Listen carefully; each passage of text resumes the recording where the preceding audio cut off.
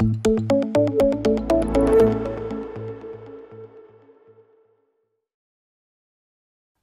kawan-kawan semuanya, salam sejahtera. Bertemu dengan saya Riyad Sahara. Saya adalah salah satu dosen pengampu dari mata kuliah dasar pemrograman, di mana saya akan membawakan materi dari pertemuan 1 sampai 14. Dan hari ini kita akan bahas pertemuan 1 tentang pendahuluan, lalu rencana pembelajaran, dan apa saja yang akan teman-teman atau rekan-rekan pelajari selama perkuliahan di Universitas Siber Asia, mata kuliah dasar pemrograman. Oke, untuk pertemuan ke-1 ini ada CPMK atau capaian dari mata kuliah yang diharapkan akan dikuasai atau dipahami oleh teman-teman, di mana teman-teman semua atau rekan-rekan semua diharapkan mampu memahami konsep logika dan pemrograman, di mana ini adalah basic atau fundamental dari pemrograman yang nanti akan teman-teman pelajari, baik itu pemrograman web, pemrograman desktop, pemrograman mobile, dan lain-lainnya. Ada outline perkuliahan yang akan kita bahas. Yang pertama adalah rancangan perkuliahan, lalu ada terminologi pemrograman, dan yang terakhir adalah logika pemecahan masalahnya. Oke, untuk rancangan perkuliahan. Rancangan perkuliahan ini kita mulai dengan mata kuliahnya. Nama mata kuliahnya tadi sudah disebutkan, adalah dasar pemrograman. Dan salah satu dosen pengampunya adalah saya sendiri, Riyad Sahara, yang nanti teman-teman akan saya pandu, saya temani, saya akan mentoring, saya juga sebagai tutor selama kurang lebih 1 semester. Untuk dasar pemrograman, mata kuliah apa sih ini? Nah, mata kuliah dasar pemrograman ini sebenarnya adalah membahas keahlian basic programming atau dasar-dasar programming yang akan ditunjang dengan ada beberapa praktikum dasar pemrogramannya, di mana diharapkan semua itu membangun kemampuan dasar logika pemrograman dan pemecahan masalah sederhana yang akan dikuasai oleh rekan-rekan semua. Mata kuliah ini adalah mata kuliah wajib nih yang harus diambil sebelum mata kuliah pemrograman intinya atau dasar-dasarnya. Contohnya ada algoritma pemrograman dan struktur data. Oke, lanjut kompetensi. Tadi sudah disebutkan ada CPMK-nya, lalu ini adalah detailnya. Nah, yang pertama diharapkan rekan-rekan semua setelah mempelajari materi dari sesi 1 ini, rekan-rekan mampu memecahkan masalah sederhana dengan menggunakan algoritma dan pemrograman sederhana.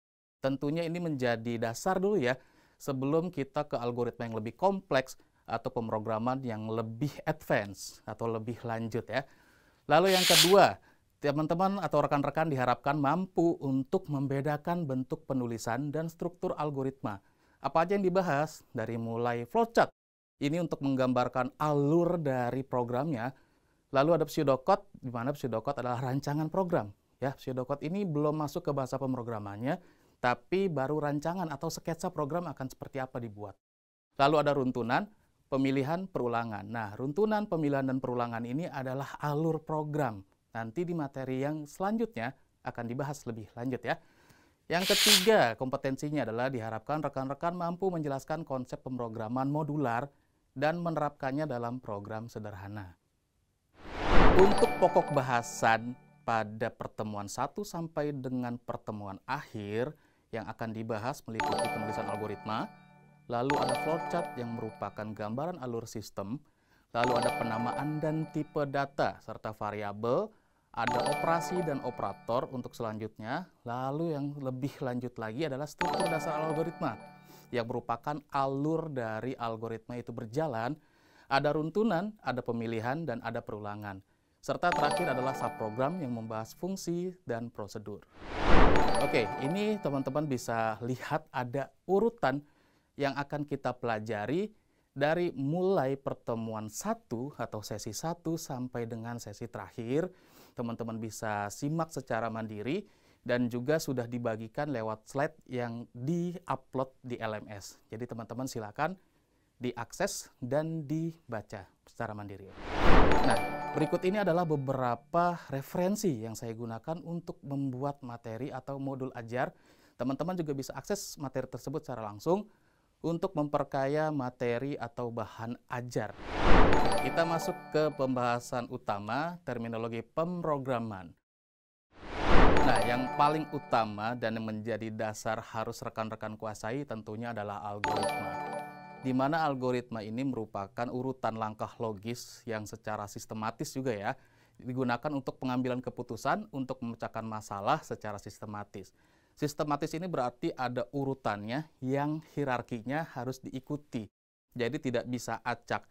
Oke. Terus ada program. Nah, program ini himpunan atau kumpulan instruksi nih dari algoritma. Dan instruksi ini bentuknya tertulis. Ya. Ada instruksi yang akan kita buat di mana instruksi tersebut nanti akan melakukan tugas tertentu dengan komputer. Selanjutnya, setelah instruksi tadi kita buat, kita implementasikan ke dalam bahasa pemrograman. Bahasa pemrograman yang digunakan untuk menulis suatu program. Bahasa pemrograman apa saja? Banyak sekali ya contoh-contoh yang sekarang mungkin sedang hype untuk data science, misalkan Python atau bahasa R gitu ya. Terus yang untuk multiplatform, misalkan Dart dengan Flutter untuk UI-nya dan lain-lain. Selanjutnya ada kode sumber atau library-nya nih ya. Ini adalah himpunan atau kumpulan instruksi komputer yang ditulis menggunakan bahasa pemrograman. Next, kita sendiri sebagai programmer. Nah, programmer ini ya yang menulis, yang membuat, yang mendevelop menggunakan bahasa pemrograman untuk membuat sebuah software, di mana software ini adalah himpunan atau kumpulan program dan data terkait. Jadi software ini nanti akan mengolah data yang kita tempatkan di pengelolaan basis data atau DBMS. Oke, kita lanjut ke paradigma bahasa pemrograman. Teman-teman bisa lihat di sini ada beberapa paradigma bahasa pemrograman yang next-nya bisa kita lihat. Yang pertama deklaratif. Kita bisa lihat di deklaratif. Bahasa deklaratif ini digunakan untuk membangun struktur dan unsur program komputer yang mengungkapkan logika komputasi tanpa menjelaskan aliran kendalinya. Lalu ada fungsional. Fungsional ini bahasa pemrograman yang fungsinya lebih untuk membangun struktur dan unsur-unsur program komputer yang memperlakukan komputasi sebagai evaluasi fungsi matematika. Lalu ada logik. Nah, logik ini bahasa pemrograman berdasarkan logika formal nih. Dan ada lagi yang lainnya imperatif. Ini fokusnya untuk menjelaskan bagaimana suatu program beroperasi. Dan selanjutnya ada prosedural. Program terdiri dari satu atau lebih prosedur. Dan yang terakhir ada object oriented yang saat ini memang sedang banyak-banyaknya atau rame-ramenya digunakan, di mana Object Oriented Programming atau OOP ini program yang merepresentasikan konsep objek. Objeknya nanti memiliki data atau field dan prosedur terkait yang disebut dengan method. Oke, sekarang kita masuk ke logika pemecahan masalah. Tadi sebelumnya kita bahas algoritma ya. Dan di sini jelaskan lagi urutan algoritma ini ya. Dia sebagai langkah sistematis, langkah logis untuk pengambilan keputusan dalam memecahkan masalah secara sistematis. Tapi teman-teman atau rekan-rekan harus perhatikan, pembuatan algoritma ini adalah salah satu tahap dalam proses pemecahan masalah. Yang artinya berarti harus tepat guna algoritma yang digunakan untuk menyelesaikan masalah yang akan dicarikan solusinya. Nah, ada beberapa tahap pemecahan masalah, dari mulai masalahnya didapat apa ini masalahnya, diidentifikasi masalahnya, lanjut ke dalam analisis masalah, ada masalah tersebut muncul karena apa, lalu ingin solusi pemecahan masalah yang seperti bagaimana hingga mendapatkan hasilnya, lanjutkan ke perancangan algoritma, lalu implementasi coding atau develop software dengan bahasa pemrograman tertentu.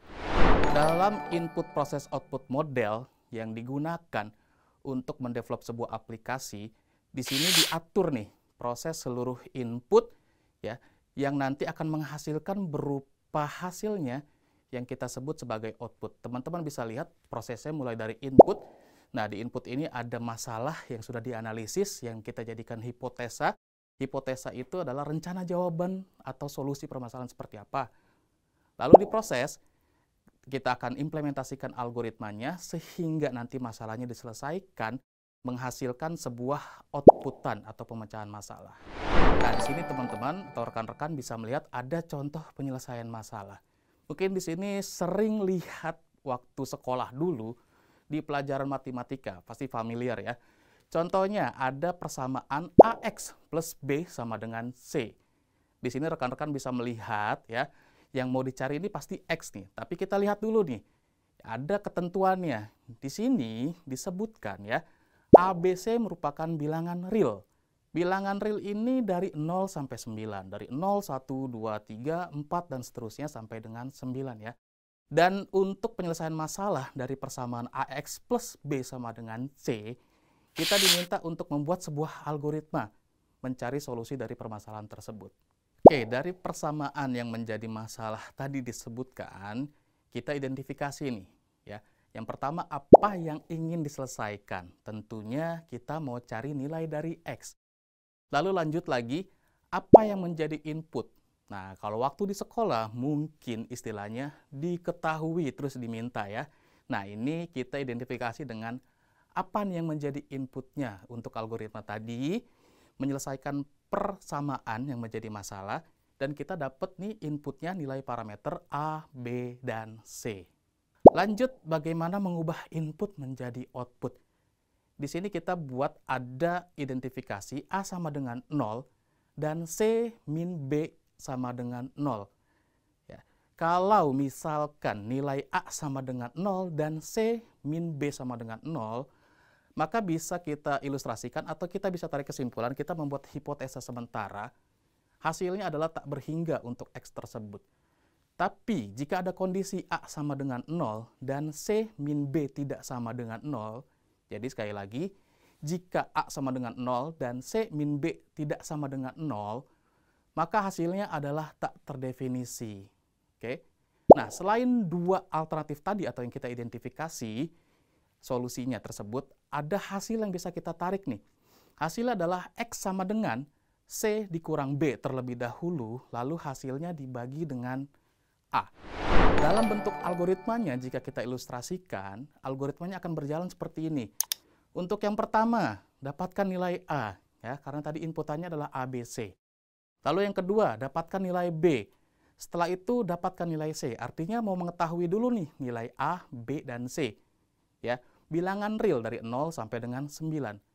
Setelah mendapatkan nilai A, B, dan C, kita akan hitung nilai X dengan formulanya. Jika A tidak sama dengan 0, maka hasilnya bisa kita asumsikan adalah X sama dengan C dikurang B terlebih dahulu atau priority, lalu hasilnya dibagi A. Oke, jika tidak, kita bisa lihat alternatifnya ya.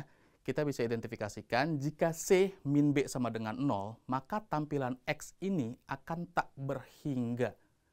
Lalu ada alternatif yang kedua, jika tidak, maka tampilkan X tak terdefinisi.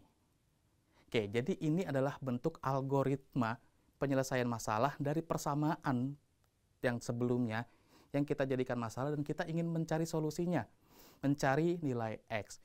Jika algoritma yang sudah kita buatkan, kita susun draftnya, kita tinggal lanjut ke sesi coding.